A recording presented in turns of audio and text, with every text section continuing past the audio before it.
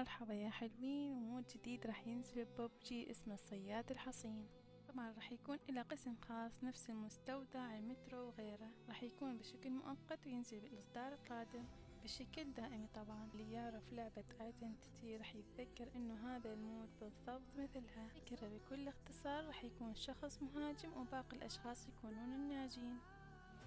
مهاجم هو اللي ما يخلي الناجين يطلعون من برا الخريطة. مهمة الناجين مثل ما موضح بالفيديو راح يسوون أجهزة، يصلحون المكائن ويجهزون كل شي لحتى تكون الأبواب فاتحة ويقدرون يهربون من المكان. طبعا فكرة المود هذا كلش حلوة، أتمنى تعجبكم. هنا نكمل باقي الشرح ونوضح باقي الشغلات اللي موجودة. أول شي يشرح لك طريقة اللعب، وعن القسم الأول مكتوب طريقة اللعب. القسم الثاني هو بث مباشر راح يفتح وقت ما يفتح المود. البث المباشر راح يشمل ستريمرز من كل الدول اللي يشاركون هذا المود. حيكون البثوث إلها وقت خاص تدخل خلال الوقت المعين وتشارك وياهم باللعب. عن طريقة إنشاء الغرف راح يكون هناك كرت خاص إلها لحتى تسوي غرفة. هذا الكرت راح يكون سهل تحصل من عنده، فقط تخلص مهمات. ومن الفيديو ظاهر إنه بعض المهمات إنك تكون أنت المهاجم، ومرة ثانية تختار أنت تكون الناجي، ومرة تكون الدمج 400 مثلا، ومهمات عديدة أكيد راح تتغير. هنا حطيت لكم قواعد كل الفعالية وراح نشرحها بشكل مفصل.